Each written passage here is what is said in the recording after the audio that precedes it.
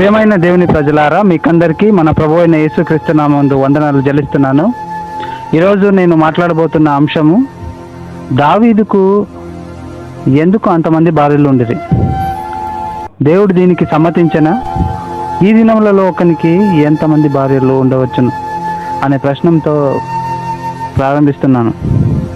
ప్రియమైన దేవుని ప్రజలారా, డైరెక్ట్గా ఒక విషయం చెప్తాను వినండి. ఏంటంటే, ఆ కాలం వేరు, ఈ కాలం వేరు. అట్లయితే దేవుడు మారేనా? ఎప్పుడు కూడా అట్లా అనరాదు. దేవుడు నిన్న నేడు నిరంతరం ఒకే రీతిగా ఉంటాడు. మీకందరికీ తెలిసిన విషయమే. ఒక రీతిగా చెప్పాలంటే ఆయన అంటే దేవుడు బయలుపరిచిన సత్యము కాలక్రమేణగా పరిపూర్ణతకు వచ్చెను అని చెప్పవచ్చును. అంతే.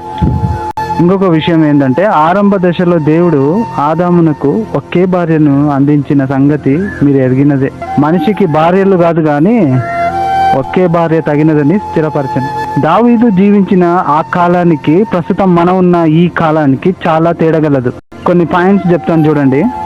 దావీదు భక్తుడై యూదా మత పద్ధతి చొప్పున సున్నతి పొంది ఉండెను. మనం దావీదు సున్నతిని ఆచరించాడని మనం ఆచరించితే సరిపోతుందా?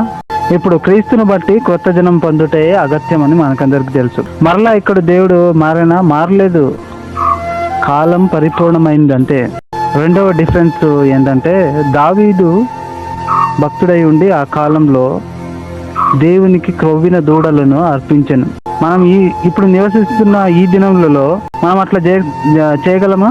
అలా అర్పించము. ఎందుకంటే క్రీస్తు తానే బలిగా దిగి వచ్చి ఆ బలులను ఆపివేసాను అని చెప్పొచ్చు. మరలా దేవుడు ఇక్కడ మారలేదు.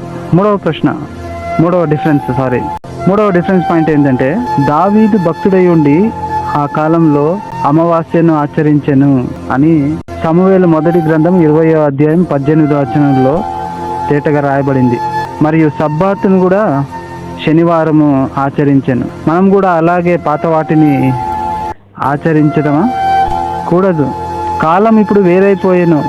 క్రీస్తు అనే శిరస్సును మనం హత్తుకొని ఆయనలో నిత్యము పండుగను ఆచరిస్తున్నాము. ఇంకా చాలా డిఫరెన్స్లు చెప్పొచ్చు ప్రియమైన దేవుని ప్రజలారా.